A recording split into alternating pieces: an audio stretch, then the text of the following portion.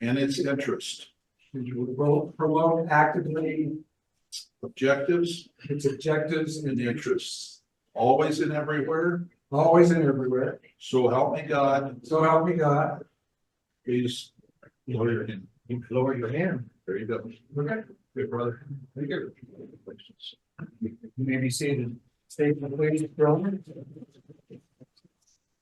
Go ahead. Yeah, right here, buddy. You don't get off the hook when we get that. Here is the badge on set. On the badge of our order, the inscription, Sons of Union Veterans of the Civil War, reminds us of the highest state of our duty to our country. We are the sons of Union veterans. May we prove ourselves worthy of this title. The ribbon of the Union is red, white, and the color of our country's flag. The red signifies the unstinted streams of blood shed that the blessings of the free government might be our heritage, and that our own blood is pledged to preserve the freedoms and responsibilities we so gladly receive. The blue tell us of that true faith and allegiance which our forefathers held to their country and to each other, and charges us to be mindful of their example. The white represents peace, which with honor may our country always enjoy. The motto, preserved by the grace of God, reminds us that without the overruling hand of an all-wise providence, the sacrifices of our forefathers would have afforded nothing, and that God's favor alone can secure the preservation of our liberties. Like the eagle, we may be quick to discover our country's needs, strong in its defense, and swift to carry out the objects of the order. I present you with yours. Thank you. Thank you, Heather. The rosette. Thank you.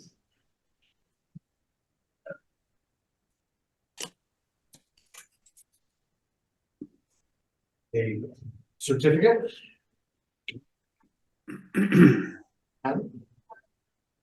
An ancestor certificate. Thank you. Yeah, here is your card for SUPCW.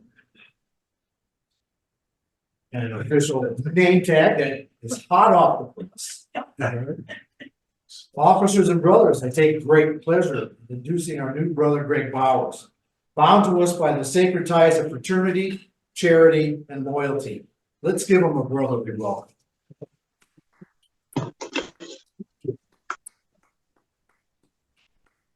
Now, you have time to say anything you want to say. Now get out of it. Well, it's an honor. Thank you.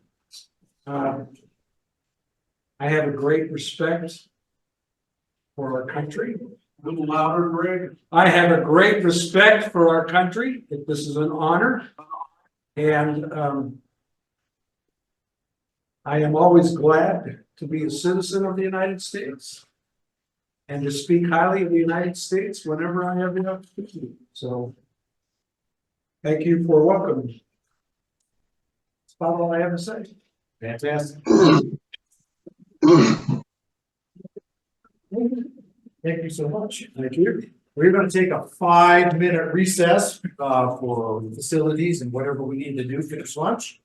We'll resume in about 5 minutes.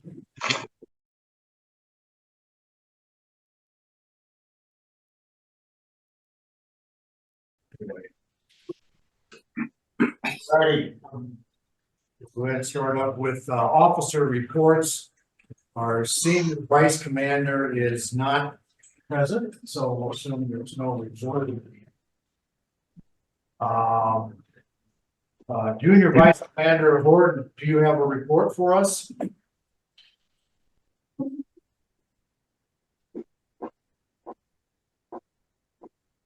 Harris gone. He is muted.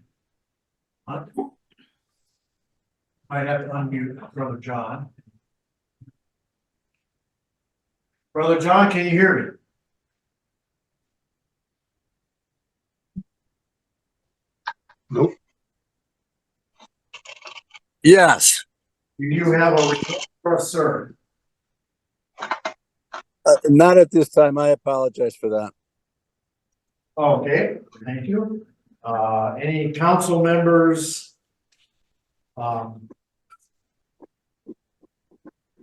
If there are a council member here is Bob Archibald. Do you have anything for us, Bob? Okay. No on that. Memorials officer is missing. Patriotic instructor, I don't know if Jim got back on or not. I do not see him. You can hear us. Can you hear us at all, Jim? Are you there? Take that as a note, so that will be our officer reports. Any other reports outstanding that anybody can think of? Otherwise, we'll move on to old business. First thing on the agenda was our last soldier markers. We took care of Coconino County last September. We all know about that. Next one coming up is Yavapai County.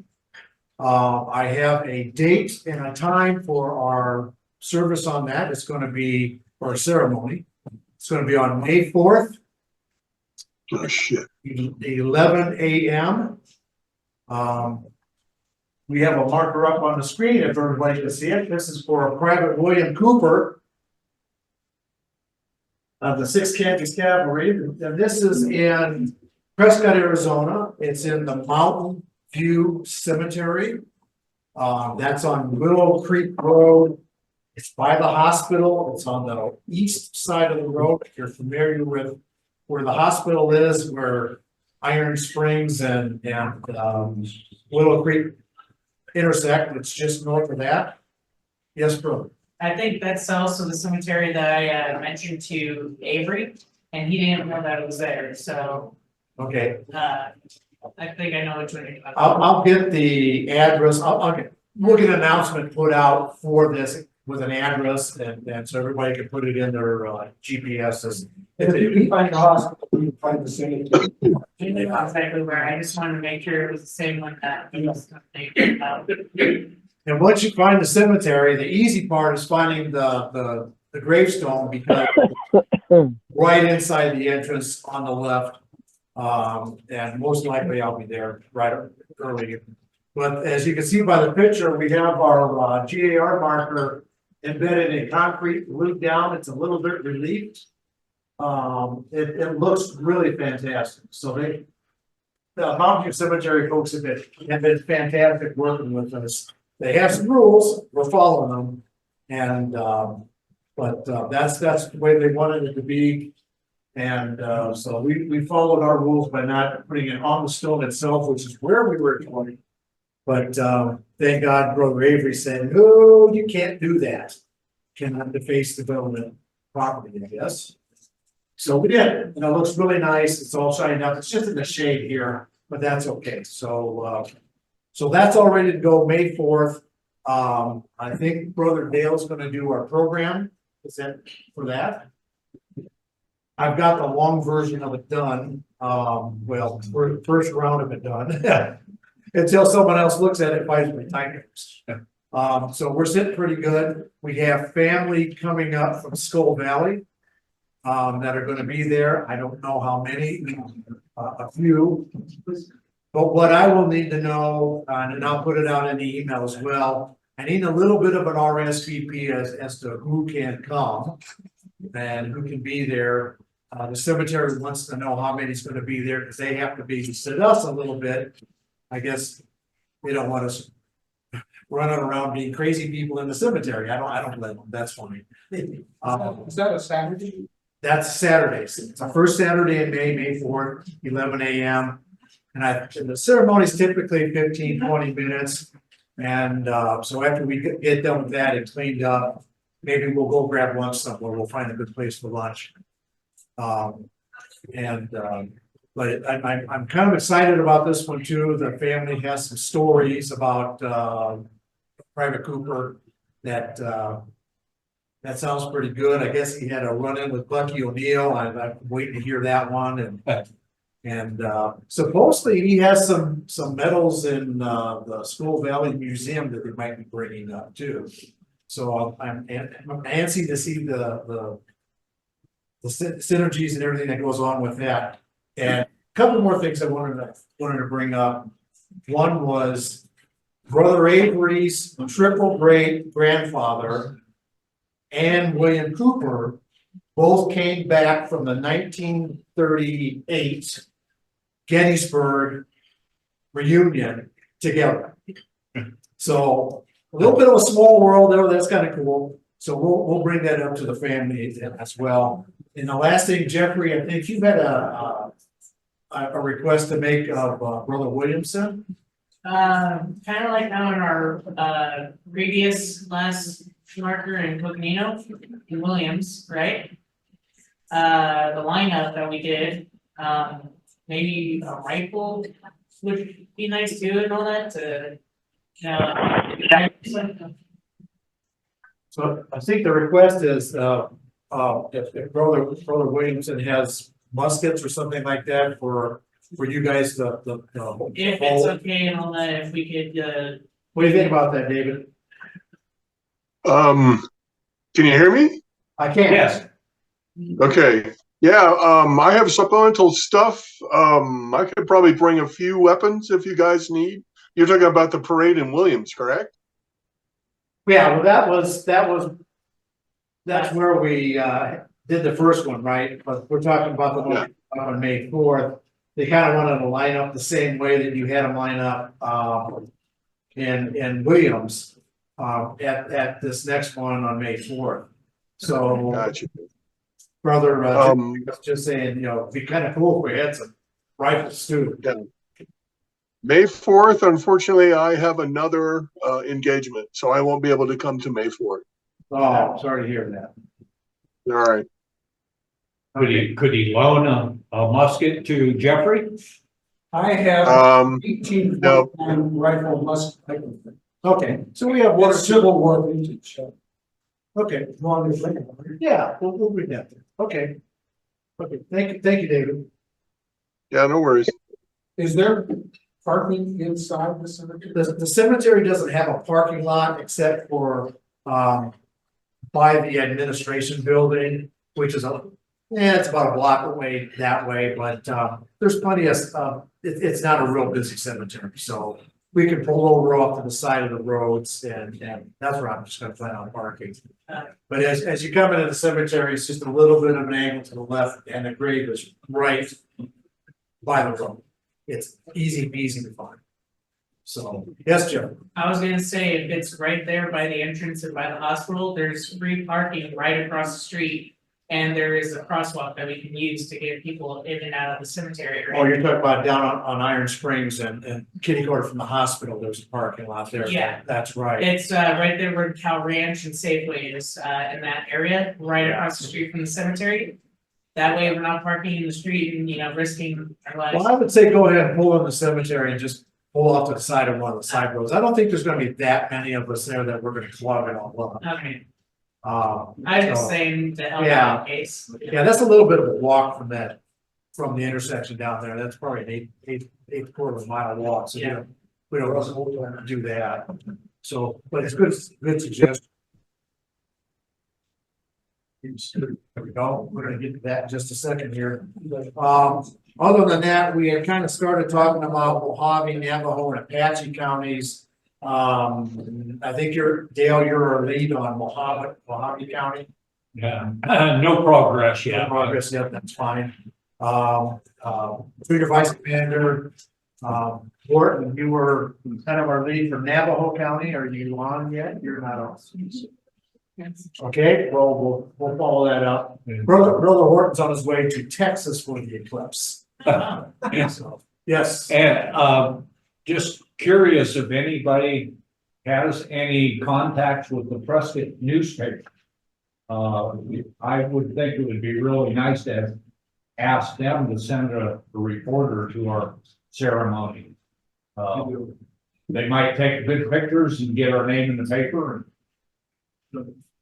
Brother David Moore has connections, so if you wanna follow up on that May 4th at 11 o'clock, that might be a good public relations, I think, for the camp and. Great idea, Dale. Yeah, we're also gonna find a whole bunch of people in funny hats, right? Like that. Well, that's all I had for the last soldier. Next thing on my item, list was just, phone tree follow-up, if there's anything been going on with that, brother Tim. Say it again, I'm sorry. Our phone tree follow-up, is there anything to follow up on? Just due to my own personal issue, I just wasn't able to implement call tree was quoted. But I will get that started again next week. Okay, that's fine, that's understandable, thank you. I want to talk about our annual encampment, that was a very successful thing that Grant Camp was kind of the sponsor on that. That happened in March, it was a good turnout, I thought the meeting went over really well. It was the first department hybrid meeting, so thanks to our equipment here, that seems to work okay. Just don't cuss that computer too much. Good boy, good boy. But anyway, it went real well, and we had a nice tour of Charlotte Walk Museum afterwards on that one, and unfortunately, some of our dignitaries couldn't make it out to the meeting due to illnesses and other things, but it was a good meeting, following up on that.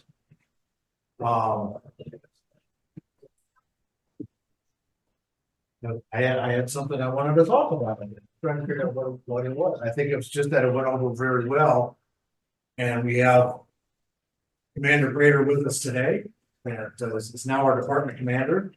Congratulations, Commander. I think that's very, very nice to represent our camp, and you did a good job setting it up. So that was a good meeting, and everything went over pretty well there, I thought.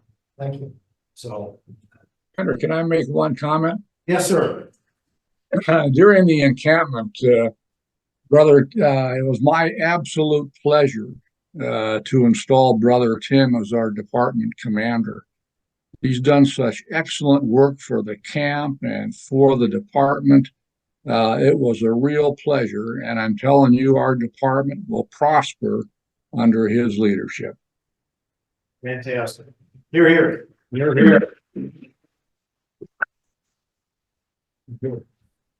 I know what I was going to say. It was the rifle. It was the raffle part of that follow-up that, Brother Dale, if you want to bring that information up on how much did the department make on that raffle? You have that in front of you?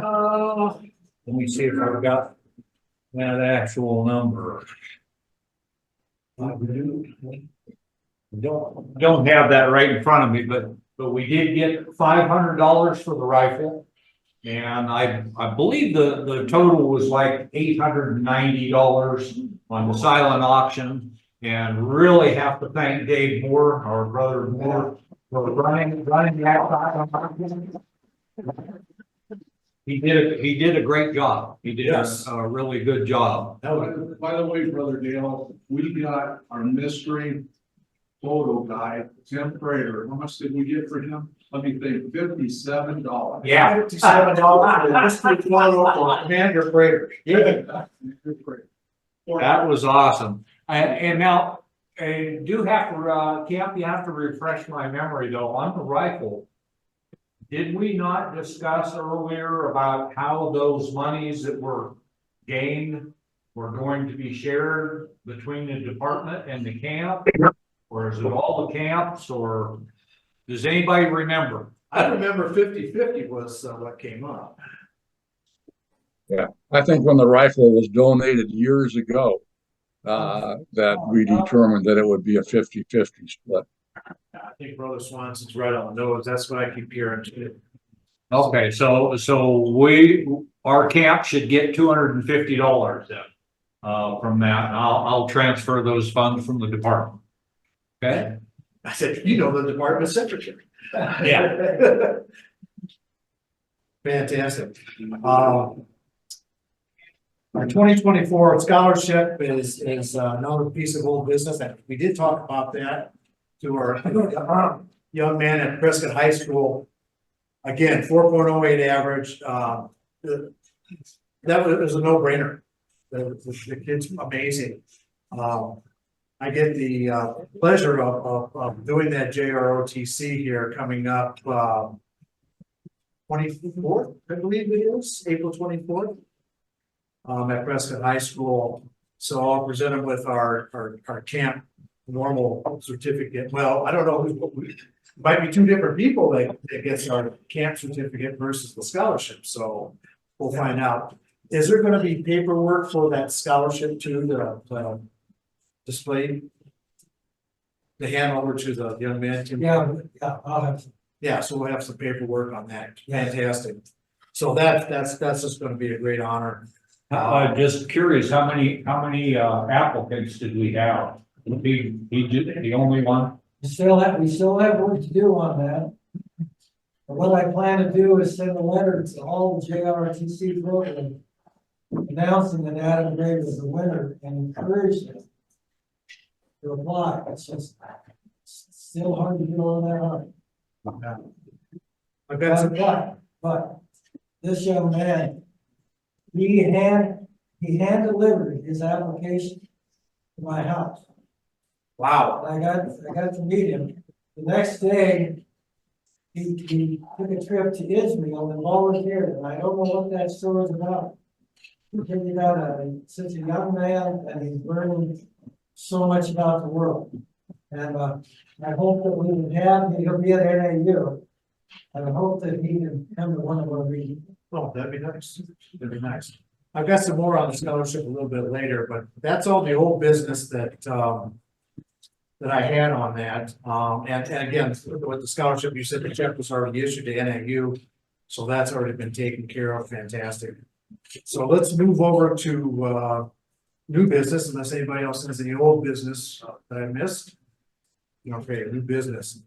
I put an thing on here for just online storage for videos and pictures. We've been trying to get into a little bit of more technology and we've got our Dropbox account that Dale and I have been sharing. So far, it's worked out great for our communication back and forth. But it's limited on storage. And so if we get to the point where we want to start saving our Zoom videos from our meetings or from our ceremonies, that we'll probably at some point in time have to bite the bullet and get a bigger one. I went ahead and registered a product called Terabox, I think it is. And I put some of the camp stuff, I put a folder out there, SUVCW, and just started putting some camp videos and stuff like it, just for a backup standpoint. Some of the videos that Dick, you took at Memorial Days is in there as well.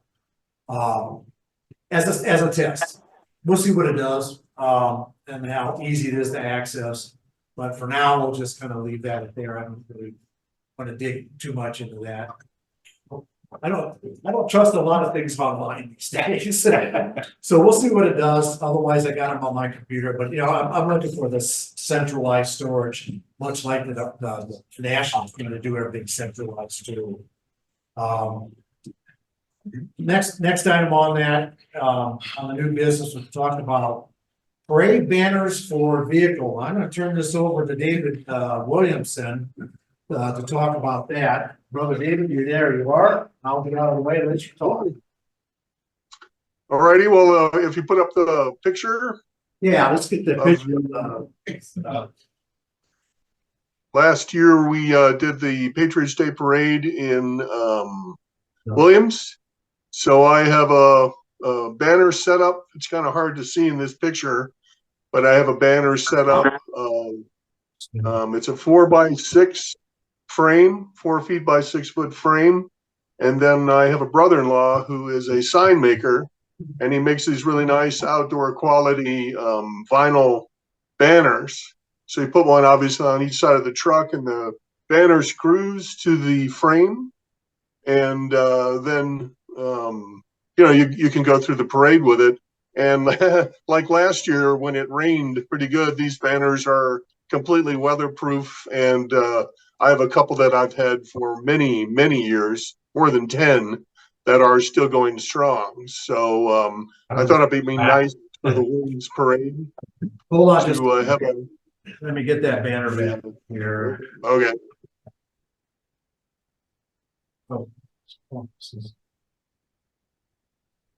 Zoom share, Resume shit. There we go. Yay. we get the rest of it back up. There we go. We got the guys back up. That's good. All right. All right, go ahead, David. Sorry. Yeah, you get the idea. Like it said, 4x6 banner, screws to the frame so it's weather proof, made out of vinyl, but it's also windproof and stuff. I've learned over the years to make it pretty robust so that it's weather resistant. So I thought it might be nice. I love to be in the parades, you know, and would be more than happy to have the banners up on the truck. I get a deal because my brother-in-law is the sign guy.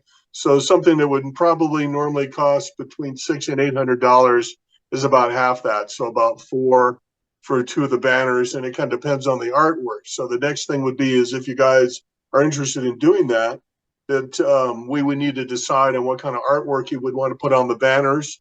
The way I usually do it, like this one in the background, you can't really see it, but you find some image on the web that's, you know, not copyrighted, and you make a JPEG of it.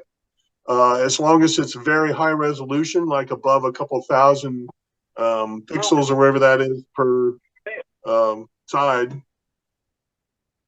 then as long as it's high res, when it blows up to a 4x6 image, it's a very nice, clean image. So that's about the only requirement. But then deciding what the images might be on that would be something we'd have to decide at that point. So I just thought I'd toss that out there if you guys are interested in having a banner for the next parade in Williams or wherever. I know before I saw this year earlier that there was a parade down in Scottsdale. And, you know, we could do that type of deal too. The frame that I built for my truck is just out of like 3/4 inch Schedule 60 PVC pipe. So it's pretty robust, but it is kind of designed to fit on my truck, although it'd be easy enough to figure out some other way to do it if that's what you guys want to do. But, you know, I'd be more than happy if I can to drive the truck in parades and stuff. And like I said, last year it worked out at Williams. I guess she's the regional president. Verna is, we saved her from getting sick like the rest of you guys. No, that's right. And, We're getting wet. She was riding in the truck. Yep. Good for We her. win. So the idea is for the September parade that we're going to be doing in Williams, and if we do other parades, Prescott that we can do too. I know the Confederates do the one in Prescott. Now the one in that was That was the Veterans Day parade. that was the Veterans Day parade. Would be a bad idea to do that in Prescott. It would be nice actually to get you guys in there too, and I like, because I know you guys have done the Memorial Day parade, which is where we march. Yeah, we just have our banner for that. Yeah. That's really all. We're gonna talk about Memorial Day coming up But too. with his idea, that'd be great to get you guys also into the Veterans Day parade as well in Prescott. Or anywhere else, like in Williams as well. So to clarify, the banner goes on both sides of the truck. Correct me if I'm wrong, Dave. And on the PVC, and that would proceed us walking behind it with or without umbrellas. So that's the idea. I don't know if it's something that we want to research a little bit more, if we actually want to bring a motion to the table to do that. We're talking about a camp expenditure of approximately $400 for 2 banners. We would have to work out the artwork that will be on each side. We would definitely say General U.S. Grant Camp, and whatever else that all the brothers here could come up with. So it's kind of an idea on the fly. David, how long does it take from we have a final picture to where it's actually printed and available? Probably about a month, give or take, because I have to submit the artwork to him. Then he's got to work it up in his computer and clean it up with however, you know, he does it to make it fit the banner and stuff. And then they have to generate the banners. So sometimes if they're bigger, they have to send them out because the machines that he has at his place are not that big. But usually we can figure it out, but I'd say about a month, to, for the process of So- making the banner. Okay, so if we had to wait for a decision till our July meeting, we would still have plenty of time. Yeah, you had plenty of time. Okay, And then, like I do it so that I don't, normally you can get the banners with grommets in them, and I put them in myself so that they line up with the pegs, the screws that I've got on my frames. And so that worked out well. I will also mention that Jeff was saying about Memorial Day and Veterans Day. I am the president of the Arizona Rough Riders Historical Association, and we are committed to doing Veterans Day and Memorial Day parades, along with 4th of July parade and the Christmas parade in Prescott. So really the only dates that I have available to put the Sons of Union Veterans banner on my truck would be in Williams, or in one of like the Scottsdale parade, or some other ones that would come up. But the Rough Riders have been doing the parades in Prescott for about 25 years. I've been doing them for about 15. And so I'm committed to that from time memorial. you just leave them around, if you change the banner, then you leave us on. Right. I have a question as well. Yeah, go around and just come back and put the other banner on. Right. That's right. I can work with that. Well, Jeffrey, yes. if so, Yeah, we can do that. if we can make it like a universal stand to go on any SUV type vehicle. If so, if he's doing the Rough Riders one, we could use one of our vehicles that has kind of like how his setup is. And if it's a universal like clamp-on, then we could just, have someone drive a vehicle in front of us, and we could still have our banner out like that during the Veterans Day and or Christmas. Well, that, Yeah, I mean, I have a Tahoe, which Jeff has a Suburban. So it's basically the same body, and they don't clamp on. It's all it is a U-shaped PVC frame. So picture a 4x6 frame on both sides with 2 cross pieces, and the whole thing just rests on the truck. So it's pretty much universal as far as, and I mean, I can certainly show anybody who wants to the PVC frame parts. I don't know, $20 maybe to make the frame. Say another $5 for hardware, for screws and wing nuts and stuff like that. And I'd certainly be willing to help anybody who wants to make a frame for their vehicle to build one for another, $30. You can have your own frame that would go on, any vehicle at all. Yeah, certainly any kind of a Tahoe, an SUV body. And there are ways. We used to have that frame was also engineered to work with a pickup truck bed. So if you wanted to run a pickup truck, it's easy enough to modify the frame to fit in the bed of a pickup truck as well. And we've done that before. So either of those are options as well. And that way, if so, we can still, have our banner up if we go into any parades when he's not available. Yeah. right. Yep. So we're talking about 2 different things here right now. One is, do we want to march in the Veterans Parade in Prescott like we do on September 9th or September 11th, whatever day it is during the year, Patriot Day Parade in Williams? I think, it gets visibility out there and it gets us out there. Whether we have the vehicle for that or not, we do have our banner that we'll use for Memorial Day at Citizen Cemetery, certain cemetery, Cape Sith. And we'll still probably use in Williams. So what's being put on the table here, do we want the expenditure of $400 to go ahead and create banners for the sides of the truck that was earlier for Grant Camp?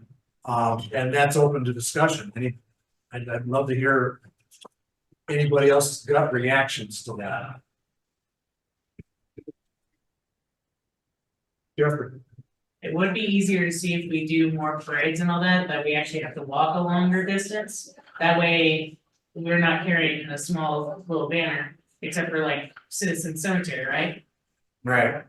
Design wise, we could do our camp flag picture and maybe the Department of Southwest flag as well. That way they know, like, here's our camp. This is our group of the Southwest. And of course, an SUBCW logo and. Yes, that would be basically on both of the flags pictures on either side or both sides. That's what I was thinking of if we decide to actually do so. But it would also help us out too, that way, for any driving parade, we can still have our name out on either side. Oh, I think that's a good idea. I mean, people can read it then, on each side going by.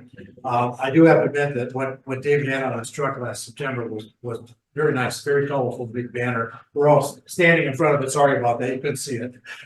And he did send me another picture, but apparently it didn't make it to my laptop. Sorry, David. No worries. But I don't know. What do you think, Dale?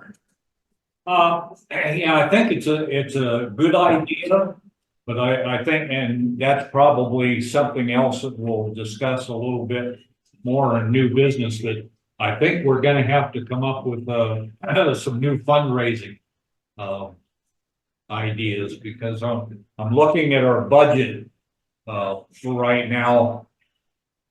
We would only have about $150 for award certificates and SUVCW supplies in our budget for the rest of the year, unless we can come up with some more fundraising type things. We are gonna come up with some fundraising ideas, and I'll get back to you, Brother Moore, in just a second. So let's tell you what, let's just kind of table this and not vote on it at this point in time till we figure out if we're gonna have private funds or whatever funds for that. Brother Williamson, it's an awesome idea. I think it's he called me up and asked me about that. I thought, yeah, that's a great idea. It's great visibility for camp. We're always trying to get ourselves out there. But you segued into a little fundraising thing. Brother Moore has an idea for us. Do you want to come forward, Brother David, and let us know what your idea is for some additional fundraising? Well, the first thing I'd like to say is we're not gonna ask you to open your wallets here to help us out, but the idea I had with Commander Prater, because we're members of the Sons of American Revolution, they have a 50-50 raffle. And I wanted to get the tickets to help Brother Dales, who's over really all this kind of stuff. If he's willing to let me help him in any capacity and get this thing going, those funds could be very beneficial for this in particular. So great idea, Brother Frater. So if you didn't catch that on the Zoom there, it was that at each meeting that we would hold a 50-50 raffle. That half goes to the person who wins the ticket, and half goes to the camp. Just as an extra little means of getting some scratch money during the year, you know, $5 here, $10 here, hey, it all adds up, right? So I think we're gonna go ahead and try that out in our July meeting and see how that goes. Brother Moore has volunteered to get some tickets, I think, for that, and Brother Tim. And I want to volunteer to bring, I'll call it a gift. That the person will win will get the money on this special gift. Oh, Tim's offering special. Maybe I can try to clean out his closet. So, if people can bring things in and someone will get a special. So I guess SAR does this, and it works pretty well for them. They have a lot more brothers come to their meetings than we do. But hey, $20, $30, $40, $50 a day goes into our camp. That adds up each meeting. So I guess at this point in time, I would say it's not really an expenditure or anything we need to vote on. I just say let's just go ahead and try that on our next meeting. And at this point in time, the we'll have some more discussions about the banners for the truck. And, if someone wants to work on some artwork for that. Oh, I'm sorry, you're really good at this stuff. You know that, our brother Swanson behind me is really good at it too. Quick, hi, David, hi.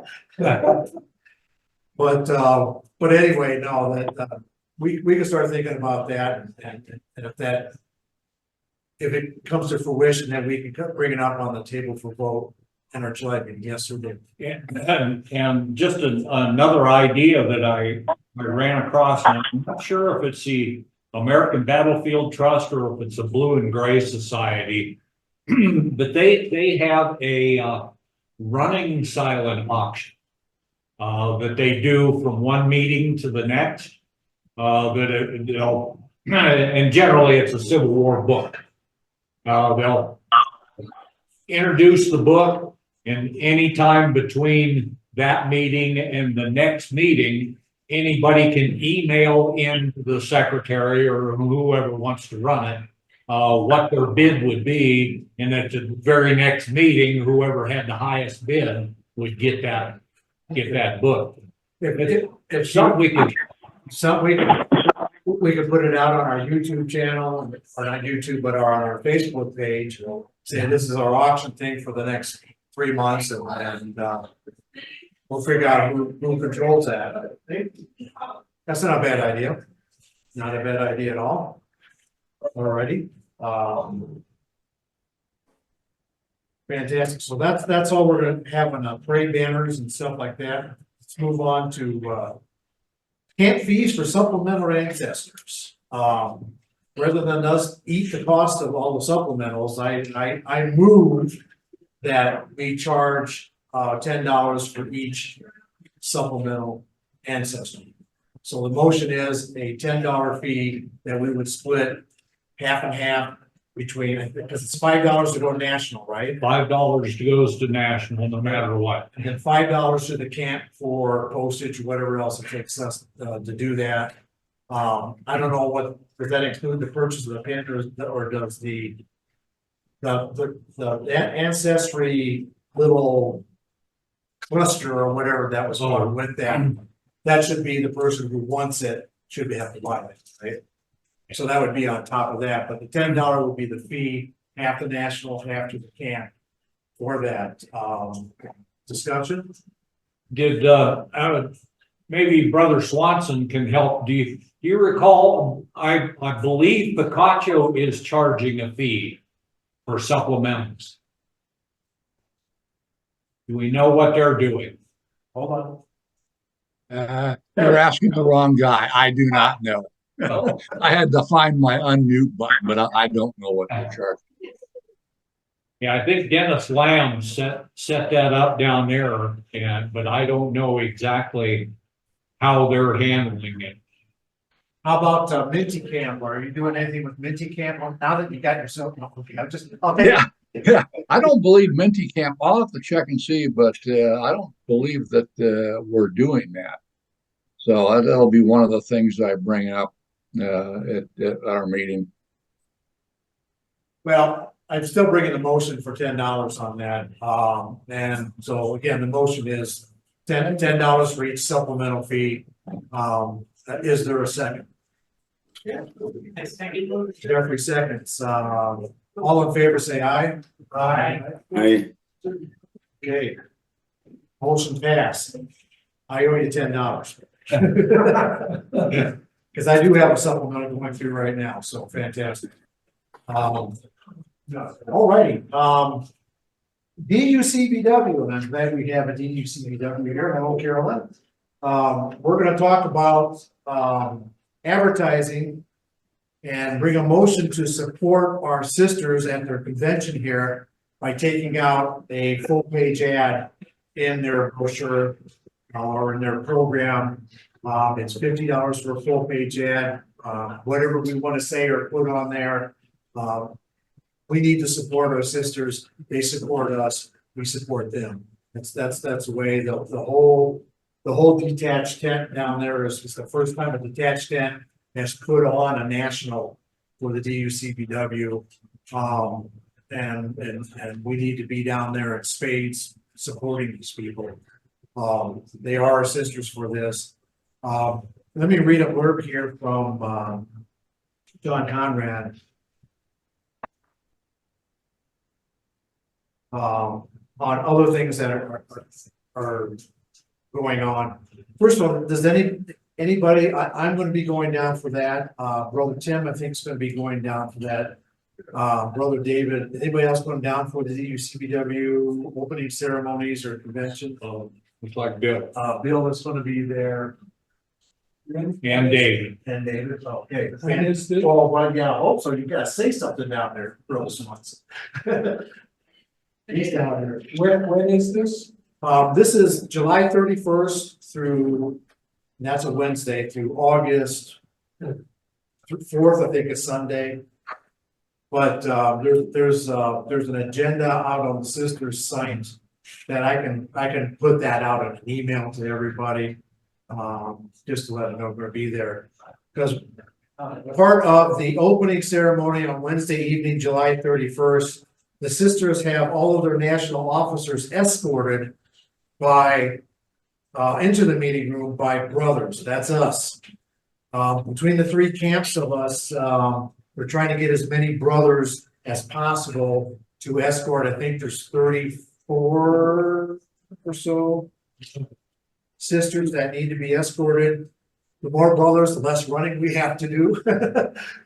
So that's the Wednesday evening. I'll be down there helping out with that. I know that John Conrad is promoting this. And if you can be down there and John doesn't know that you can be down there and be an escort as well, then I urge you to contact him. You can do that through me and I'll forward it on to him as well. Yes, brother. Where would it be held at, exactly, what area? Sister Carolyn, is it at the, Scottsdale. it's in Scottsdale, but it's at. It's not the Hyatt. Embassy Suites, isn't it? In Scottsdale. I thought it was the Radisson on Scottsdale Road, downtown Scottsdale. You know, if I would have been smart, I would have brought my reservation with me today, but I know we're gonna talk about it in July as well with Brother Tim. I've prepared a general order that's gonna come out. And the general order basically is asking all brothers to realize that the Sons of the Union Veterans is hosting it along with the daughters. And this is one opportunity for us to come together. And I realize there are people that have to be coming from Tucson, Prescott, or wherever. And I think this is really once in a probably a lifetime for all of us to support our sisters. So I'm going to put that general order out. I'm asking the camp commanders if they could endorse that down to every single individual and ask them to try to make that initial grand opening, because we are also sponsored. Right. Yes, real great. I was at that meeting in Hacienda last month. Right. And there were two ladies, when they heard me talking to you, they heard that I was a pastor. There's a lady with a golden sash. Vernon. Okay, she's one of them, and there was another lady. They heard me say I was a pastor. They said, would you come and speak at the Sunday morning service on August 4th? So I did verbally commit to them. I said, look, I don't have their names. So I said we could work out the details later. Jerry Bloom's daughter was the other one. I cannot remember. Susan Burke. Yes, yeah, So Susan. I've got that kind of burned into my brain. They said we could do it. I said I'd do it. I suppose we just need to firm that up. Right. And we have time yet, because this is August 1st, basically, that we're talking about, July 31st, whatever. It's the same time as our national, but. This was on the Sunday morning on August. Right. I'll try to make a note and make sure that I get you Verna and Susan's email address. So I'm finding, I don't know if they're still finding. So to follow up, Commander Tim, you're gonna send out a general order from the department. I will disseminate that to the camp. We'll get head counts and stuff like that. We'll make sure that Brother Conrad here's who's gonna be able to show up and all that stuff. We've got lots of time for that. Back to, they also wanted some flags. I went ahead and said that we're gonna bring this down. So after our July meeting, Brother Jeff, I'll keep the flag. And I'm gonna take our camp flag down too. Yeah. And so that'll be, we got a good idea what we're gonna be doing down there. So back to the motion is that we purchase an ad for $50 in their flyer in your book. Yes. At this point, I've prepared a full page ad for the part of the Southwest Okay, that we're spending in. but I believe Picasso Peak was gonna put one in themselves as well. There you go. So I think each camp should also stand up and support. And if the camp won't do it, I'll take it out of my pocket. I mean, I feel strong about this. We should support, Fern is up here supporting us all the time. She comes to our ceremony, she comes to our parades, even though she rides in a truck, so she doesn't get wet. I think that's how they did it back then too, and all that, the men have to, rock it out and ride. That's okay. Fern We is- get to ride in the carriages. She always gives me crap that I said it was gonna be sunny and warm that day, we got pulled off, but, Well, this is to you and Brother David. I'll send you a copy of the one that I prepared for the Department of Southwest, just to give you an example of what the Okay. department has done. And okay. you can use it as a For our camp, I'll probably call on Dale to help with our work. You got lots of good work. Between you and what I can find and anybody else, we can come. Just a question, what is the size of a full page ad? When you prepare the graphic, it probably should match, so they don't have to enlarge and. Sister Carolyn, is it an 8.5 by 11? Okay, I do not know. I believe it is, because they had a half page and quarter page. And a quarter page is small on an 8.5 by 11, so. I believe it was full size as this. Who would be in charge of that? I have that information at home. I'm sorry I did not bring that. So, okay. So, David, there. Oh, unmute. Unmute, please.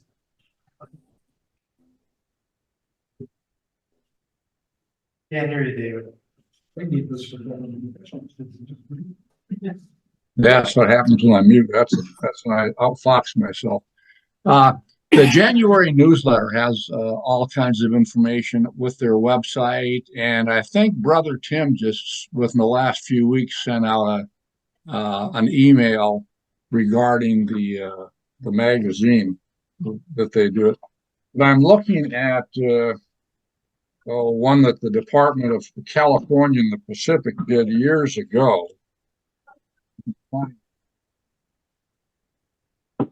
I don't know if you can see this or not, but this is an 8.5 by 11. Yeah, we see it. and that looks like a half page? Yeah, well, what we did, this was back in, I don't know, 2011. So it was a half page, and this was just one from the Department of Colorado. This was a private one that I put in. So if they're like this, it's a full page. So it'd be an 8.5 by 11. Okay. Yeah.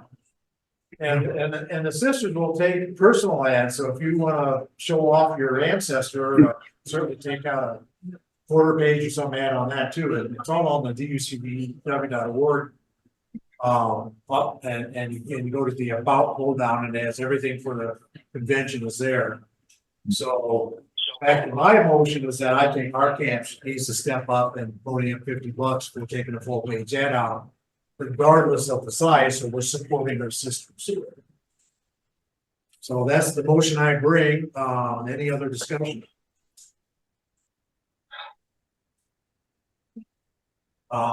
Is there a, Commander, let me ask you one thing. For some reason, in the back of my mind, I think that the $50 was for a half a page, and it was 100 for a full page. I could be wrong. I had put 50 in my notes for a full page. 50 per full. Yeah. So Commander Tim said it was 50 for full, so Okay, good, good. so otherwise I'm on the hook for another 50. Yeah, that's what I'm saying right there. I read sponsors. See, I don't know how that works. So anyway, so that's the motion. If there's a second. Second from David Moore, all in favor, raise hand, say aye. Aye. Opposed? No opposed. Motion passes. We'll be a committee to help out with that. I'm certainly willing to help. Willing to help. Whomever wants to pitch in for us on that, we'll just send emails around. We got some time. I think we have till mid July, I believe, to get it. So there you go. That's a good one right there, Dale. We need to know if their brochure is landscape or. Yeah, it's just probably portrait, but here's the first idea that came through, so we can do something in that flavor. That's an apartment, but we certainly, it does say general US grant, yeah. So we certainly want to toot our own horn, that's for sure. Fantastic, fantastic. Memorial Day. Coming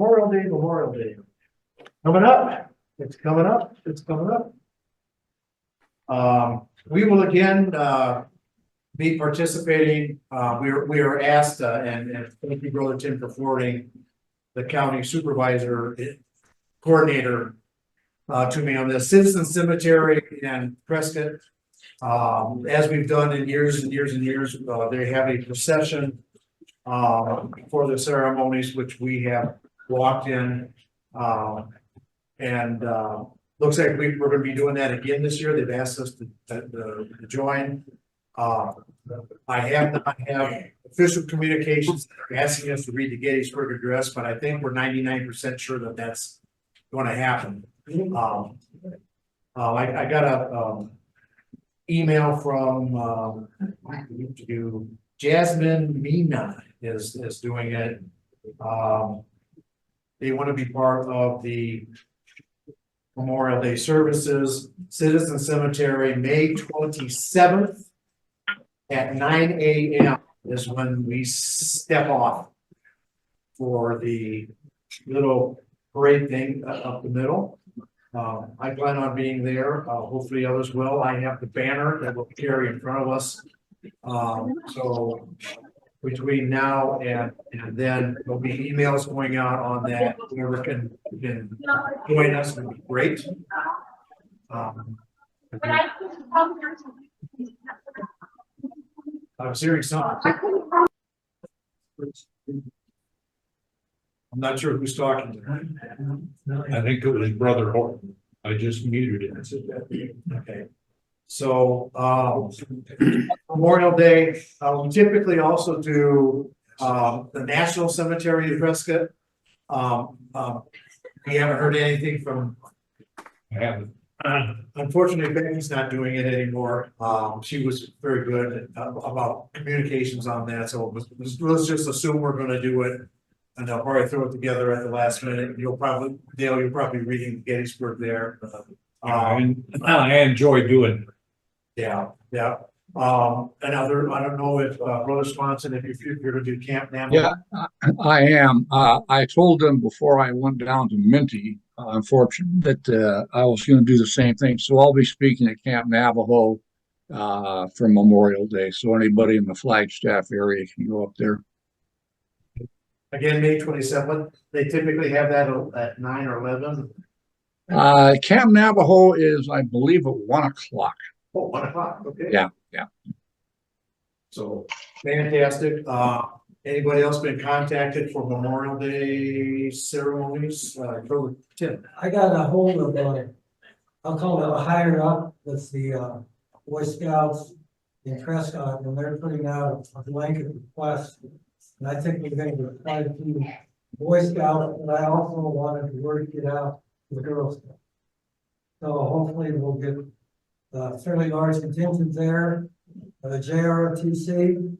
And also, I'm gonna be contacting Home Depot for the flags. Okay, so more people with flags. Now, wasn't there an issue that they didn't disallow JROTC last year for being with us? No, they couldn't march with us. They couldn't They march, couldn't march, they could do, but they can be there. Okay. Yeah, I didn't know what the politics were behind that.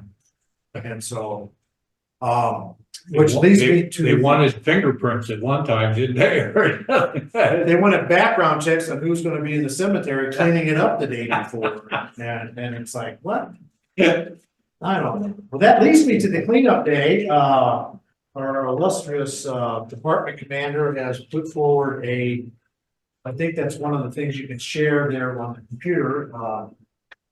There's a trash document there. Sorry, he called it trash. So the day before Memorial Day, Sunday, at 9 o'clock in the morning, those who can, show up and help us, clean up the cemetery. We do a little trimming, a little weeding. We put flags out like, Tim was saying, so stop at Home Depot, get some flags. We've done it a couple years now, maybe 3 years. I know the county, where they don't sponsor it, but they're sure happy we do it. And so we go and put flags on the veterans, graves at the Citizen Cemetery. And if you're not familiar with Citizen Cemetery in Prescott, it is the oldest cemetery in Prescott. And there is a lot of history in the cemetery.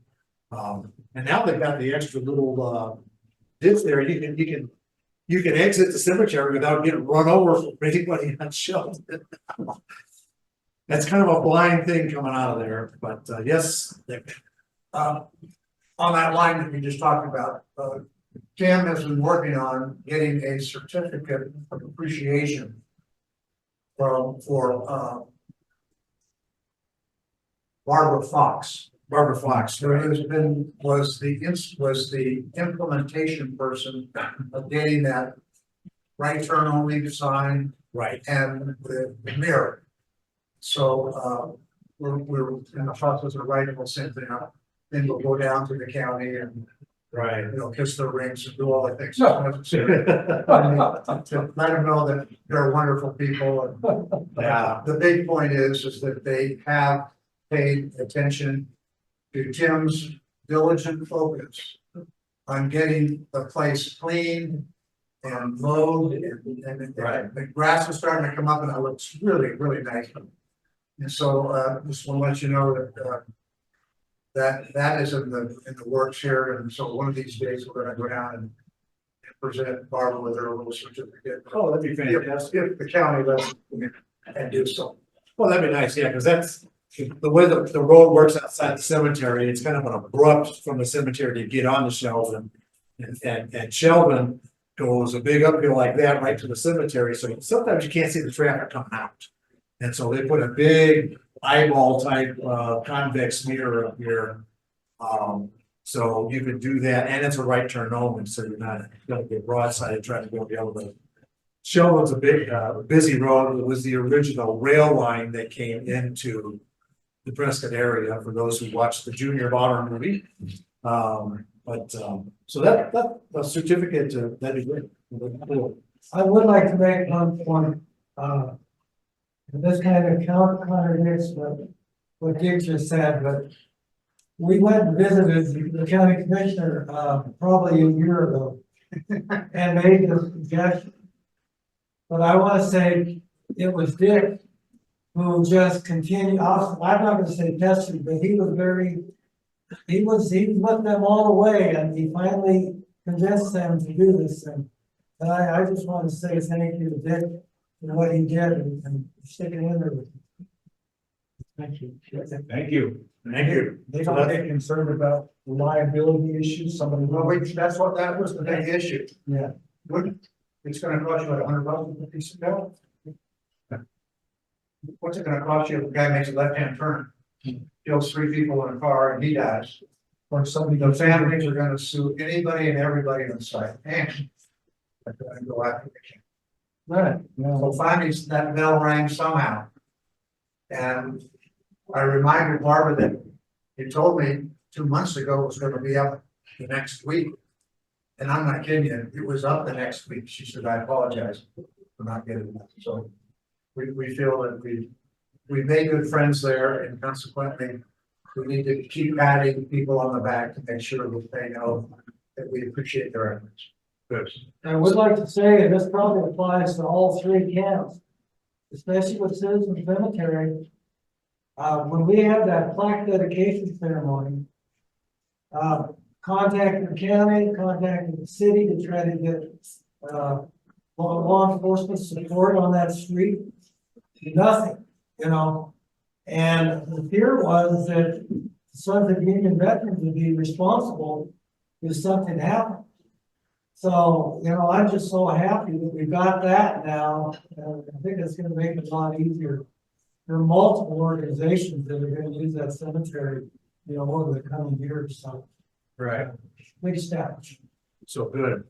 So to clarify Memorial Days, we got a few of them going on. We're still waiting to hear from some cemeteries.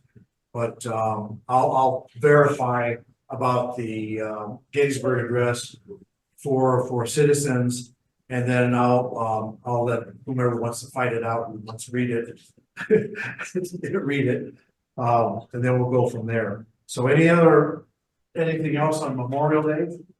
Got Brother Heller, up on video. Yeah, I finally made it. It took me a while, but and it's been a very interesting meeting too. I wish I could have seen the expression on everybody's face, but I'm there.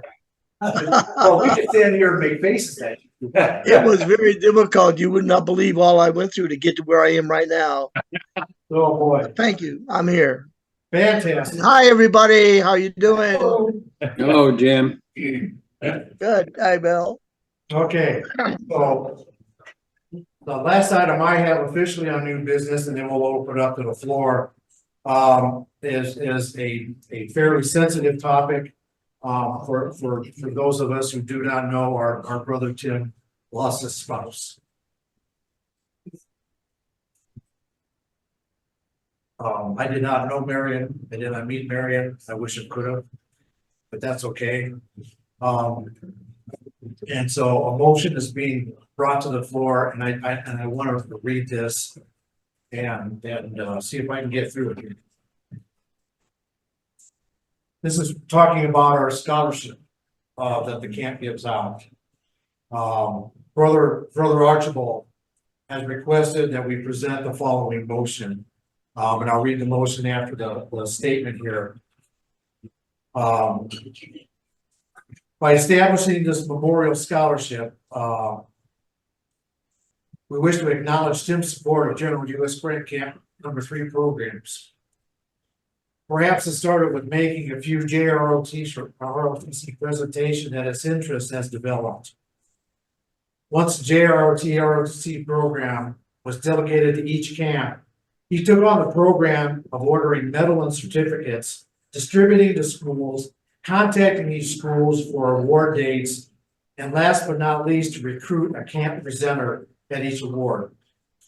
In addition, once the camp scholarship was approved, he took on the task of notifying all the schools of this opportunity, following up with the contacts with the school senior advisors to encourage JROT students to apply. These required the need of personal communications in writing and phone call. There's also some face-to-face contacts.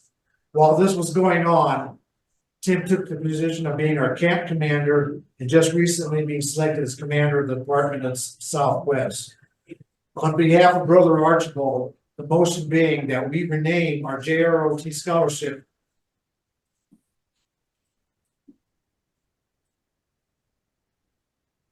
to the Marion Prater Scholarship. Discussion. Amen. Here.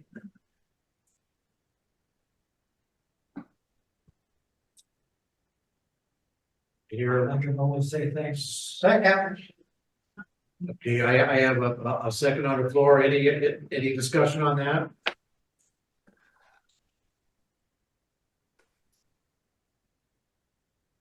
No discussion. Have it. All in favor? Aye. Aye. Aye. Motion passed. Thank you, Brother Archibald. David Moore kept me apprised of your situation faithfully for a long time. And you've been in my place. Thank you. All right. I now open it up to any new business that anybody else may have.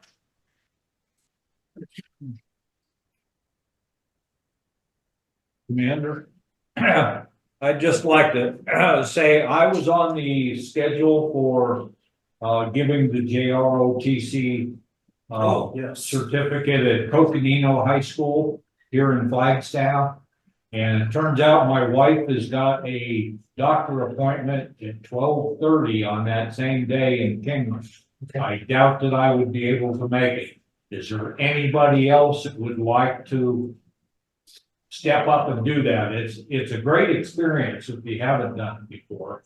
But it's at the Coconino High School in Flagstaff on April 10th at 6 p.m. Any volunteers? Let me make a point. In conjunction with Sons of Youth Veterans and also SAR, if one member or one group can't make a presentation, many times we have the other entity do that for them. And I will check with Bill Owens, the SAR representative from the Junior Autism Program. There was some thought that he may be going up to do that. Oh, So okay. I'll follow up on that and see if that's. I checked with Bill and he will not be He able will not be. to. Brother Moore. Time is it that they do this? 6 p.m. 6 p.m. Well, I just like to say Dale was gone the last 2 Couple years. of times, yeah. You know, I really appreciate him doing that. I think Brother Gray, we could get him involved. He and I would go up and help you out. I have a doctor's appointment earlier, but I can still make it. Brother Gray, we're volunteering. Well, I'm gonna check the calendar. Okay, all right. That means. I will share the information with you then.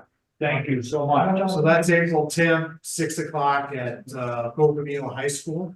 Yes. Here in Flagstaff. Brothers Moore and Greg. Question. In the works. I've heard of Army volunteering this much. We Marine. Let's get you involved, Robert. Okay. Yeah. I might be available too. We'll see how the schedules go. I got a few going on in April. They all come in the same few days in April, seems like. So fantastic. So that's this coming Friday. Yeah, Wednesday. Wednesday, It's it's coming Wednesday. Okay. Then all of the Embry Riddle stuff and then happens the week after that in high schools. And Bradshaw Mountain. We should email the commander there and let him know of the change. Once I know that, I didn't have to. Okay. Any other new business? Just gonna question, were you gonna talk about a new appointed position in the camp That's going to come out between now and the next? now and the next. Thank you for bringing that up. And that'll be a mystery on people's minds for a while. Then I close the new business part of it and call for any good of the order comments and discussions. I would like to make a comment. Minty Camp is gonna be presenting an Eagle Scout certificate in patch here within the next 30 days. And I think we're starting to make some inroads in Tucson. And I just received, 3 names of some high officials within the Eagle Scout program in Phoenix, which I'll provide to the commander of Constable Pete. The only way this Eagle Scout program is gonna work, it's gonna have to be on the camp level. This last year, I was doing it on the department level, we increased 700 or 800%, but it's just so time intensive, it has to be done at the camp level. So I'll continue to work with the camp commanders anytime I can come up with someone that we might be able to work with. I don't know how this happened. I'd like to pat myself on the back, but in Prescott, we're actually on the board, Sons of Union Veterans. We have a meeting this Monday, Tuesday, the 9th. Tuesday, and Rick and I and Steve Bigelow are going to go, because I want to get Steve more involved. Maybe I can step back a little bit. But the key is that if you can volunteer to be on those boards, because they want to hear, if the board wants to have you ask the scouts your impression as a non-scout person. And so I actually, first of all, I was sitting there saying nothing. And then eventually I started asking questions and actually act like I knew what I was doing. But anyways, it's a fulfilling experience to deal with these JRTC and these Eagle Scouts. I just can't say enough. And there are futures really are. How many are Eagles? How many? Yeah, in America? You know, the president, I don't. So 5%.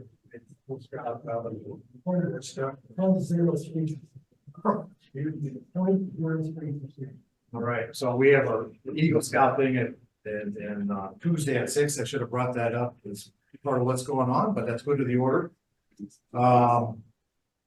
Any other comments on that? We'll move on. All right, Patriotic Instructor Heller, do you have anything for us today? There's that mute button again.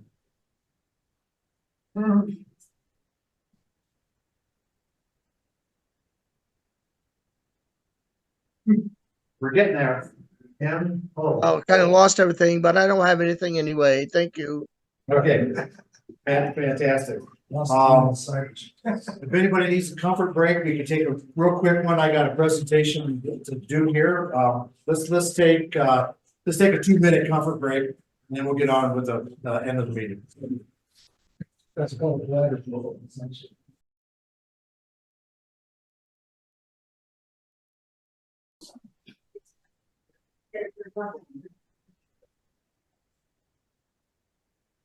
All right.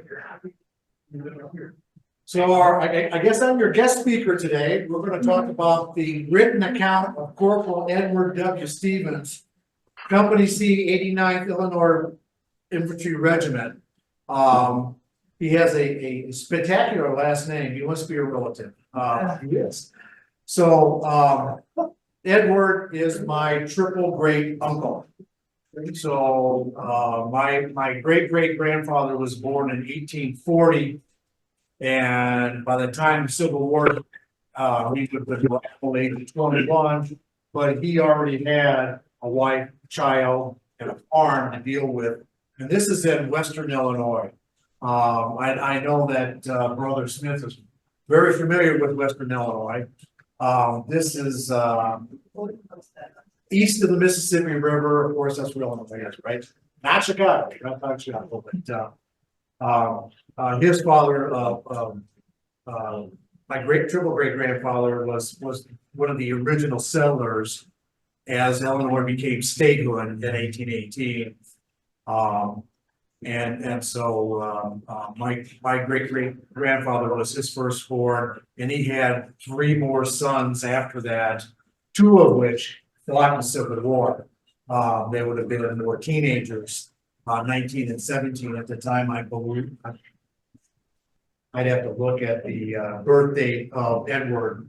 But Edward if we can go ahead and put up the first, we got the first slide here. Oh, okay, August 9th, 1862 to 1865, and he was born in 1842.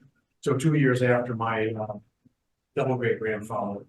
So they were farm boys, and what's going on here is that Edward wrote a deposition. He wanted to increase his pension because of his injuries sustained in the Civil War. And I have a little mini ball going around there that to pass around. The 58 caliber that's similar to what my uncle would have suffered from. So rather than just read his deposition, I decided to make it more of a historical type show, showing where in areas when he fought and what he said. So if we go to the next slide here, there is my great uncle and his wife Patty and his daughter, who unfortunately died as a teenager. So he has no other descendants. But as you can see, he survived the Civil War and he made it to age 70. So at age 52, here is his deposition. I am 52 years old of age, occupation farmer, post office, and residence Peabody, Kansas, which is right outside of Kansas City, by the way, on the Kansas side. I am the identical Edward W. Stevens who enlisted in Company G, 89 Illinois Infantry, August 9th, 1862, and was discharged June 16th, 1865, mustered out as corporal. And if we can bring up the 89th slide here. So the 89th Infantry was called the Railroad Infantry. There's some words up here you can certainly read. I don't have to read it to you. But they basically mustered out of Chicago, which would have been quite a trip from Western Illinois. That would have been 150 miles by horse or by however they can get over there. I can't remember when the rail went into Moline, Illinois, but I think it was somewhere around that time, maybe a little bit later. Part of that was the railroad. Originally, I had thought that they had marched them all the way from Chicago down to the fronts in the south, but I think they have a right. That's quite a march, but there were a lot of folks coming on different infantries that they marched all the way to the force, so that's a lot of walking. So clear the tracks was stitched into their flag. If we can put the next slide here. This John M. Farquhar was, I believe, one of the Medal of Honor. Yeah, he got a Medal of Honor, I believe. So it says some of the areas that the battles that we're going to be going over some of those battles here. So continuing on, I had no subsequent military or naval service. I am now a pensioner at $24 per month on the rolls of the Topeka Agency for gunshot wound of left breast and lung, resulting in total disability, which renders incapacity for performance of manual labor equaling loss of hand or foot. Now he's going to paint this that he wants more pension, so this is going to paint pretty miserable. I now have a claim pending for increase and resulting disease of heart and lungs and the additional disabilities, chronic diarrhea and rheumatism. During the 5 years preceding my enlistment, I lived in Altoona, Illinois. I was a sound man at enlistment. I was never sick. Well, excuse me, I never was sick before my enlistment or received medical treatment. I was engaged in farming. I received gunshot wound through my left lung at Dallas, Georgia, May 27th, 1864, and was captured by the enemy. I was prisoner of war for 3 months and 3 days. I was confined at Atlanta, Georgia. I had regular medical treatment while a prisoner for my wound.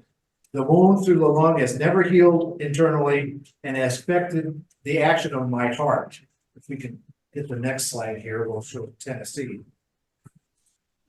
I first incurred chronic diarrhea at Nashville, Tennessee, about November or December 1862. I attribute chronic diarrhea to the constant change of climate, waters, and rations. I had been with the Army on the campaign after Bragg during the fall of 1862 and was with my regiment constantly. I was sick while we remained in Nashville for about 4 weeks. I was not in the hospital. I reported sick and received medicine from Regiment Surgeon Dr. Tuttle. I was treated in quarters. The disease reduced me in flesh, and I was very much debilitated. Nelson and Richard Burnison, now of Galesburg, Illinois, were both affected at the time with diarrhea when the campaign began, which led up to the Battle of Stones River. So we're going to talk a little bit about Stones River here. Dale, you brought up a point about Stones River. Yeah, my great grandfather was at Stones River when he became seriously ill and eventually got a medical discharge. Let's go to the next slide here. I think it zooms in a little bit on what Wikipedia says about Stones River when it was fought and what it was run. Basically, it was against Bragg, and I believe Rosecrans was the general for that whole Tennessee campaign there. And it was pretty much him against Bragg for all those years. So the highest percentage of casualties. Yeah, let's All the battles. yeah, let's go to the next slide here. Talks a little bit about that. So we got a little bit of a visual here where we can see southeast of Nashville, that where the Battle of Stones River took place just northeast or northwest of Murfreesboro. And where Bragg had come through and where the North was coming down. And so there was quite a bit of fighting, and the Ensign has a better one too. So back to the deposition. I was troubled with diarrhea. I received treatment on the road and threw away my rations. I had no appetite, but kept up with the command. After the battle, the diarrhea was not so severe, but almost immediately after the battle of January 1863, I took rheumatism. The rheumatism was brought on by exposure. The weather was cold and wet. We were compelled to lie in snow and water. My entire body was affected. The two Burnisons, those brothers we talked about, and myself were sick all together with rheumatism in the same tent. I am not certain that the surgeons saw us. Richard Burnison was the worst of the three. He was so bad that he could not move. We remained near Murfreesboro until the following May or June. During the winter, I was excused from duty, but as warm weather came on, I got better and was able for duty. I performed regular duty. I was at the Battle of Liberty Gap in Tullahoma, Tennessee. Look at the next slide here. Talks about a little bit about the Battle of Liberty Gap. And I do have again, we're talking about General Bragg against William Rosecrans there. It talks about all of this stuff is available on Wikipedia, which is I kind of borrowed it from. I'll give them credit for doing the legwork on this. But the next slide will show us pretty much. It looks pretty spaghetti-ish, but that's pretty much what happened in Murfreesboro, and it talks about the Battle of Tullahoma as well. And they were walking around, and keep in mind they're hiking, they're not on rail, they're walking during this. So that was the Battle of Liberty Gap at Tullahoma. Was that the Chickamauga and Chattanooga, September 19th and 20th, and November 24th and 25th, 1863. Let's go to the next slide. At the Chickamauga, and for those who are Civil War buffs, who know that Gettysburg was the bloodiest battle in Civil War, Chickamauga was second. So these guys were in there. We're all just around modern day, let's go to the next slide if we go. Chattanooga, I couldn't think of the name of it, so. Right on the border, I guess Chickamauga was a creek that was named after. That was the whole campaign slide there for Chickamauga. That was a bloody one.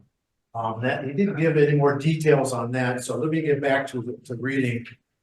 I had no trouble on account of diarrhea and rheumatism during these campaigns. From Chattanooga, we marched to the relief of Knoxville. So that we're going northeast at this point in time. We then marched to Marysville, Tennessee, and then to Strawberry Point. Now there was a Strawberry Plains area, but apparently they call it Strawberry Point back there. Let's hit the next slide, if you will. Talks about the Knoxville campaign. So we marched to Strawberry Point. I was with my command until May 1864 in and around Chattanooga, Tennessee, till the battle, till the Atlanta campaign began. So everybody knows that the Battle of Atlanta was a fierce one as well. Now, there's a note that I wrote to myself here that the muster rolls showed that he was wounded on May 27, 1864, and taken prisoner for 3 months, returning in September of 1864. He was wounded in Dallas, Georgia, which is northwest of Atlanta. And it was really before the official Battle of Atlanta, but they were fighting all the way to Atlanta. So, just to let you know, he got shot with this mini bullet that we're passing around, something similar to that, through his left lung, missed his heart. It collapsed, it went through the ribs, collapsed his lung, and to the day he passed at 70 years old, he had a heck of a time. The lung never reinflated. He was working on just one lung. The family history has that they moved after my triple grade grandfather passed away from cholera. The rest of the family moved to Missouri after the war in order to get Edward into better climate. They're looking for a more warmer climate than northern Illinois. Eventually they settled on the other side of Kansas City. So that was the whole idea of the move. So let's get back to it here. So I got back to my regiment September 1864. I was with my regiment until the day of the Battle of Franklin, Tennessee. December 17th, 64 was fought. So we'll talk about the Battle of Franklin. Now we're going back up to Nashville here for Franklin, Tennessee. And now we're with John Bill, I believe, from Confederate. And I have another, let's go to the next slide, if you will. There we go. We can see a little bit of what's going on, going back up to the top of the map of Franklin, and Hood and all the different. Yeah, they were all over that area. They didn't talk too much about northern Alabama, but I'm sure they went through there as well. So back to his deposition. I took part of the engagement off furlough. Furlough was offered to me at Atlanta 3 months before, but the colonel had not signed it. I never done any duty after I joined my regiment at Altoona Pass. The regiment was ordered to Pulaski, Tennessee. I went on cars to Nashville. Now, I'm assuming cars he means train, but that's just my interpretation. I stayed at Nashville a few days at the Soldiers' Rest and then joined my regiment at Pulaski. This was only a short time before the Battle of Franklin. My trouble during all this time was my wound. The reason I did not take my furlough sooner, I was waiting to be paid off. My furlough was a sick furlough and was granted for 30 days. I left the regiment at Franklin, Tennessee, and went to my home in Altoona, Illinois. I received treatment for my disease while home. Dr. Collinsworth and Parsons of Altoona, Illinois. For curiosity, more than anything else, examined my wound. If you go to the final slide there. One more slide. And that was his casualty sheet for gunshot wound GSW through the chest. So these handwritten affidavits or whatever have been in our family passed down for years and years and years. The hard part of putting it on paper was reading the up and down handwriting that they had at that time. The person was pretty brutal, but the family that lives in the Kansas City area has lots of stories of Edward and Alexander, his older brother, who went with them down there. My great grandfather stayed in Illinois because he had the farm and all that stuff, while the rest of the family migrated, if you will, toward Kansas City through Missouri and into Kansas. So they have lots of stories about the misery that Edward had his whole life with that. But trying to get a $24 pension increased a little bit, maybe to $27 or something like that, for his injuries. And I find it fascinating, just the battles and everything that they went through, the misery of the conditions that these folks went through. I mean, they weren't sleeping in Hilton's, folks.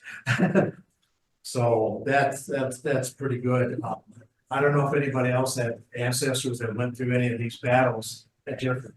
My grandfather that fought the Confederacy in the cavalry was fought in Chickamauga and was captured in the Battle of Dallas, Georgia. And then taken to Rock Island, Illinois, where the factory for the firearm is at. And then he became a Union soldier for the 3rd Infantry Division of the Union Army. That's the story we were talking about when you first joined. Yeah. So Dallas, Georgia was a hot spot there. He was on the other side. Now, Rock Island, Illinois, had the Rock Island Arsenal. And also And at that point in time, it wasn't called the Rock Island Arsenal. It was a prison for Civil War.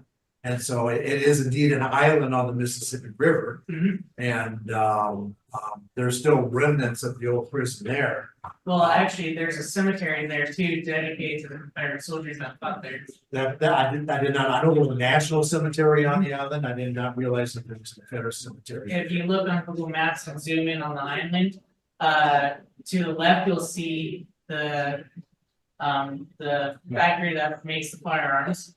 And then you'll see to the right where they have the graves for Union and also the Confederates, which there are more Confederate graves than Union there. Yeah, but that's a long way from Dallas, Georgia to Rock Island, Illinois. So they're training them up there somehow. Yeah.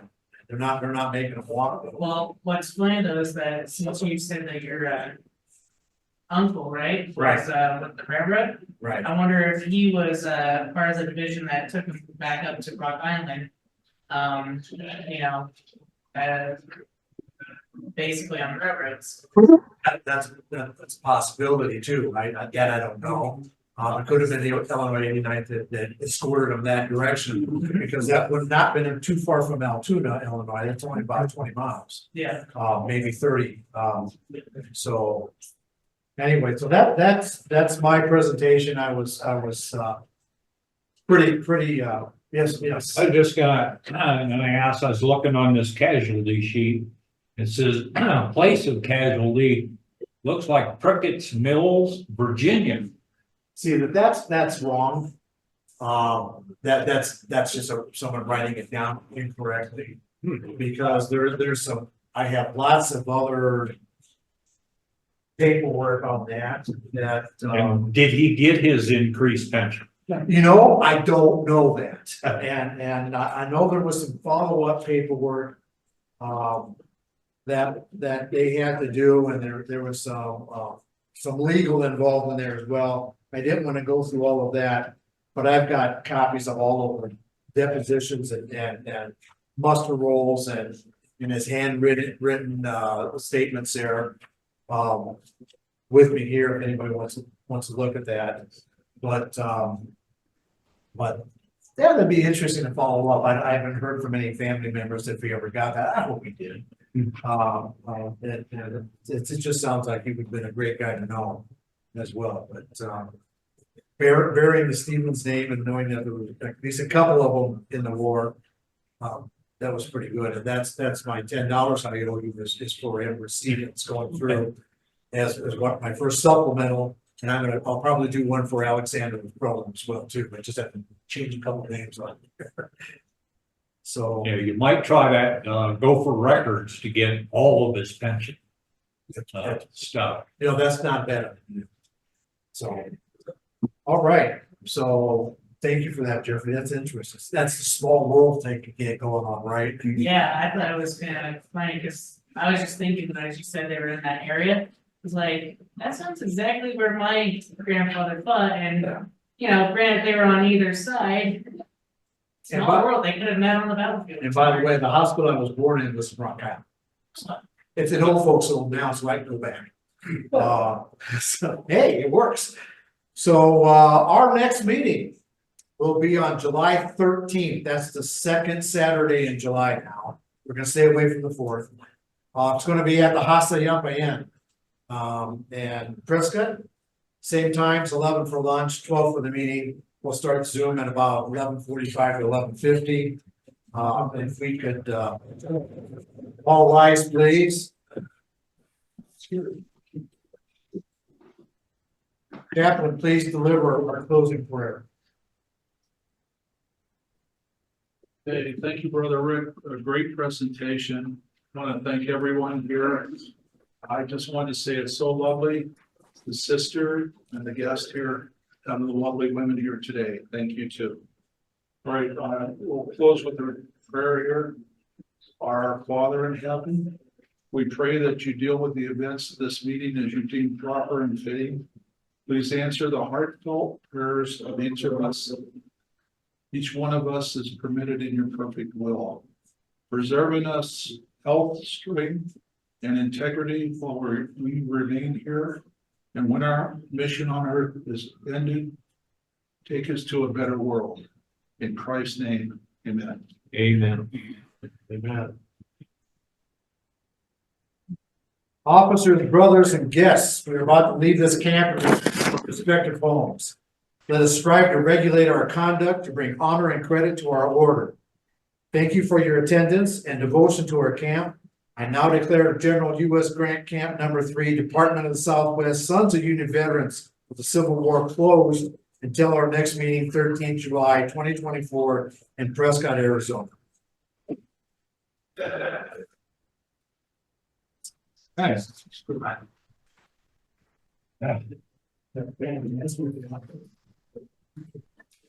I love how I wrote that deposition. He was milking it for all he was working. This shows the history of this guy. What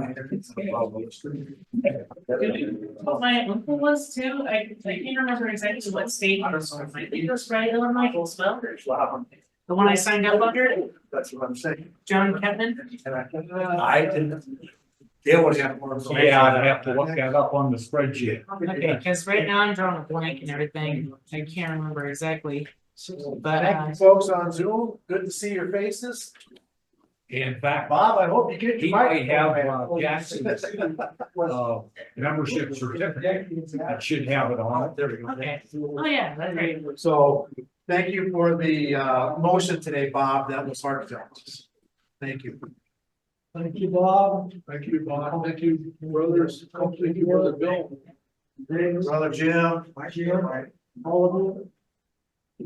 Yeah, brother. So, Brother Bill, you know those spots I was talking about in Illinois. Absolutely. So, I worked there. yeah, that was one of the first times I was in Altoona, a little town of Altoona. Brother Bill was probably there for the March to the Sea, wasn't he? No! It was called the Rock River. I grew up on the Rock River too. Right, it was closer to the Mississippi, correct? No, it's in the middle of the Mississippi, yeah. Yeah, so, fantastic. I'll sign out. All right. Behave, brothers, behave and be well. We'll try to behave a little bit.